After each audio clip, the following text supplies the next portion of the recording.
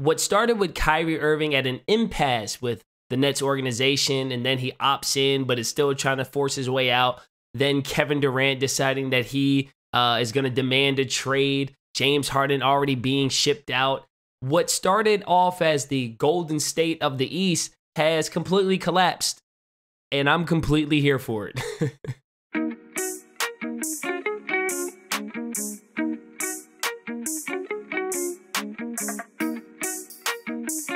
What's up? Welcome back. All that jazz. Kevin Durant has just demanded a trade from the Brooklyn Nets, and I'm sure there is a laundry list of suitors out there, teams that are trying to acquire Kevin Durant. He has a few years left on his contract, so it's not like you're even getting him for just one season, like you're getting him for a couple of years. There's many teams interested, but what team can give the best in return? What team is the best fit? Like, there's so many questions. Where does Kevin Durant want to play? Because the way the NBA is, if he's like, yo, I'm not playing there, well, the deal's not going to get done, right? So all of these questions have become, at the forefront of this conversation of Kevin Durant demanding a trade. And I kind of just want to talk about the teams that I feel like would be the best fit for Kevin Durant. Let's start with the two teams that Kevin Durant allegedly wants to be on, the Phoenix Suns and the Miami Heat. Those are the two preferred destinations. Let's talk about the Miami Heat first. I think that there is no way that the Miami Heat situation would be a good one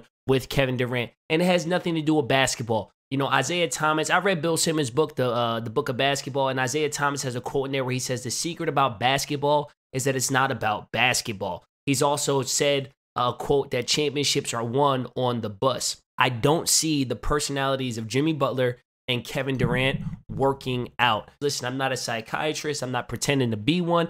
I'm just saying from the outside looking in, I don't see the personality of Jimmy Butler and the personality of Kevin Durant meshing together in a good way. And I feel like we kind of seen a preview of that with Kevin Durant and Draymond Green, right? That whole thing in Golden State fell apart, at least from the outside looking in, to be fair. That whole thing fell apart because Kevin Durant and Draymond Green weren't getting along. We saw the blow up in that game, and it kind of escalated from there. I think Jimmy Butler and Draymond Green are cut from the same cloth, and I think Kevin Durant and Jimmy Butler would have those same issues. Now, let's talk about the Phoenix Suns. The Phoenix Suns is really interesting because they have a system in which everybody eats, right? Like they're moving the ball around. Everybody gets to touch it. They don't have a bunch of guys that need the ball in their hands to be effective, with the exception of Chris Paul. But Chris Paul is a pure point guard who's going to get guys the ball where they need it. I think from a basketball perspective, the Phoenix Suns makes a lot of sense. My biggest criticism of the Phoenix Suns last year, when I said that I didn't feel like the Phoenix Suns were the team to beat in the West, came from the fact that I felt like they were very dependent on very difficult shots. Chris Paul and Devin Booker had to hit tough mid-range shots. That was their way of going to get a basket when they needed one. Kevin Durant immediately takes away that issue. Now, when you need a bucket, you can get the ball to Kevin Durant. He can score the ball at all three levels, whether it's getting to the basket, playing in the mid-post, mid-range pull-ups, threes. Like, he's got it all in his bag. And he's 6'11". He's got size where he can play at different levels. When your best player is only, 6'5", like Devin Booker is, and he's heavily relying on mid-range jumpers, it's not necessarily a recipe for success. I think Kevin Durant immediately fills the biggest issue that team has, because that team has depth, that team has versatility, but they didn't have a guy that can go get it in an efficient way, and Kevin Durant would absolutely provide that. Now, that being said, they would obviously lose some of that depth with a trade with Brooklyn. They probably got to give up Mikal Bridges. They probably got to give up a guy like DeAndre Ayton, right? You start to lose some of that depth by bringing in a Kevin Durant. But if I'm the Phoenix Suns, I would do that. I'm also on the record saying that I think depth is a very overrated concept, particularly in the playoffs. I feel like most championship teams are about 7 or 8 deep. You don't need 10, 11, 12 guys, but you need to have a really good 8. And I think that by bringing in Kevin Durant, the Phoenix Suns could still keep their really good 8. Now I want to talk about some teams that are a little less on the radar, but still definitely a possibility. In that group, I want to start with my team, the Philadelphia 76ers. I think the Philadelphia 76ers makes a lot of sense from the basketball side of things. I also think it makes a lot of sense from a trade perspective if you're the Brooklyn Nets. What could the Sixers offer? Well, the Sixers could offer Tobias Harris, who has become the most disrespected player in the NBA. I know he's being paid a lot of money, but that's not a reason to diminish what a guy's doing on the floor, especially when he's doing what he's doing. I saw a tweet from StatMuse. I'll put that tweet somewhere on the screen here, where they said that he's only one of like 4 guys to have the stat line he's had in the past couple of seasons. Tobias Harris is legit. The Sixers could also throw in Tyrese Maxey. Now, I love Maxey. I would hate to see Maxey go. 100% I believe Maxey has the potential to be a star in this league. However, if you can trade for Kevin Durant, you trade for Kevin Durant. Like, that's pretty damn obvious, right? And then I think that they could throw in some first-round picks and maybe even throw in a Matisse Thybulle, who, if Matisse Thybulle ever gets a reliable jump shot, would be one of the best 3-and-D guys in the league. He's a premier defender. I believe he was second team all defense this year. He's very young on a team-friendly contract. And if he develops that shot, I mean, I can't think of a team that wouldn't be better by having him on it. But right now, he doesn't have that shot. So I think Toby, Maxey, and Thybulle with some picks to go with Kevin Durant makes sense for both sides. And from a basketball perspective, I never felt like Harden and KD were an issue. Like, they played together at OKC, they were fine. Even in Brooklyn, when they were playing together, it was fine. I don't think that they have an issue. I know I tweeted out, like, who would say no, and a lot of people said Kevin Durant. Why would Kevin Durant want to play with Harden? I don't think Kevin Durant ever didn't want to play with Harden. I think Harden didn't want to play with Kyrie because Kyrie was deciding when he wanted to show up for work and when he didn't. And I think we're now seeing that Kevin Durant also had a problem with Kyrie. So maybe Kyrie was at the center of all of this.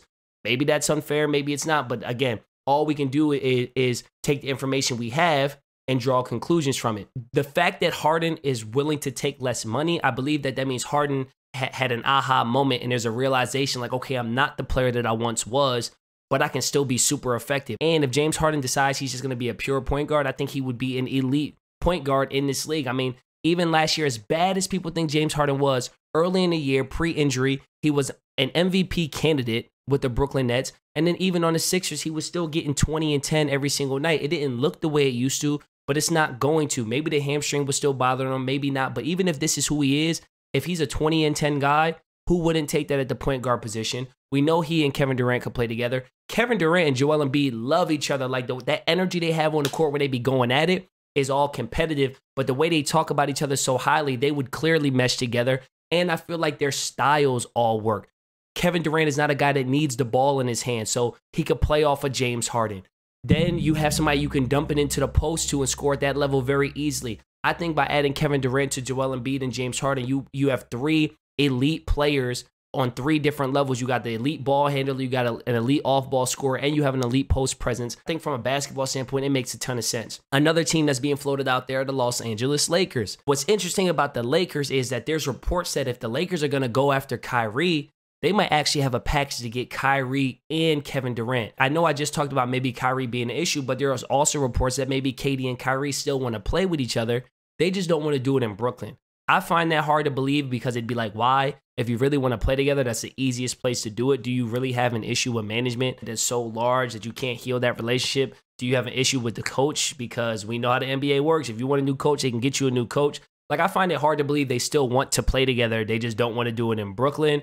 But again, that is being reported. If that's the case and the Lakers are able to do that, I think from a basketball standpoint, that also makes a lot of sense. I think that LeBron at this stage of his career kind of shifts offensively to being the point guard. Kyrie can play off the ball. We already see him do it with LeBron previously. He and LeBron have a relationship that seems to be repaired, if you will. And then I think Kevin Durant playing next to those 2 guys, he would be exceptional. LeBron draws so much attention that Kevin Durant would be so open on drive and kick. Same with Kyrie Irving. I would assume they have to give up Anthony Davis, so they would not have to figure out their big situation. But I think you put in those guys next to LeBron James, allow LeBron to be what he is best, which is a facilitator, and relieve him of the scoring responsibility because those 2 guys could do it. You prolong LeBron's career, and everybody would excel in that system. But, the team that nobody's talking about, or at least I really haven't heard anybody talk about it except my brother, he mentioned it in the text, and I agreed with him 100. He beat me to it because we were on the same page, but he beat me to it.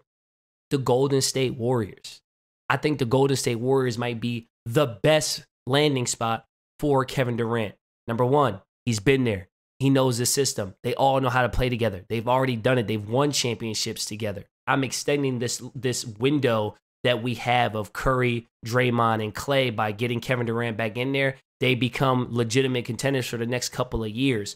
And then the other pieces that they can bring in free agency to kind of build around that, like, I think the Golden State Warriors might be the best landing spot for Kevin Durant as far as wanting to win now, win championships, it making sense from a basketball perspective. it making sense from a system perspective. You have the experience of being there. You know the guys. Like, I think the Golden State Warriors, if they were able to get Kevin Durant back, I mean, that team is looking like a championship favorite for the next 2 or 3 years, I believe, as well. And I don't really see how that would be anything but great from a basketball perspective. Now, again, the roster moves and things like that, I don't know what that would look like, but I think if you got that core four back together of Clay, Steph, Draymond, and KD, that's a match made in heaven for all of those guys, and it would be something that the NBA should be very, very afraid of. And lastly, I'm going to just throw in a dark horse. Here, the Oklahoma City Thunder. It would be a homecoming of sorts for Kevin Durant. They have nothing but draft picks and young assets that they could move.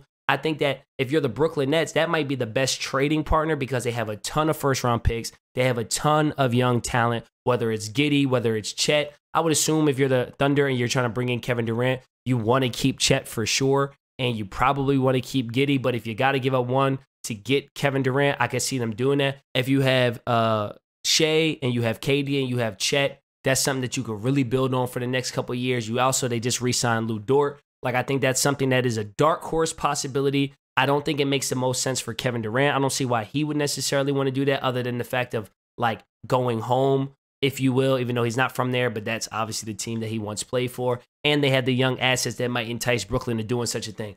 But I want to hear from you guys. Where do you guys believe Kevin Durant will end up? Is it Phoenix? Is it Miami? Is it Philly? Is it the Lakers? Is it Golden State, Oklahoma City Thunder? Or is it somebody that I haven't mentioned at all in this video? Sound off in the comment section below. And when you do, don't just tell me what team you think he's going to go to. Why? Why do you think he's going to go there? Do you think it makes sense from a basketball perspective? Do you think it makes sense for the Brooklyn Nets from a trading perspective? Like, I want to hear the details. I don't want to just hear somebody say Miami and not really give an explanation. Let me know where and why. If you like the video, don't forget to like the video. Of course, subscribe to the channel. And if you want to support the channel, become a member today. That link is in the description below. I will see you guys on the next video.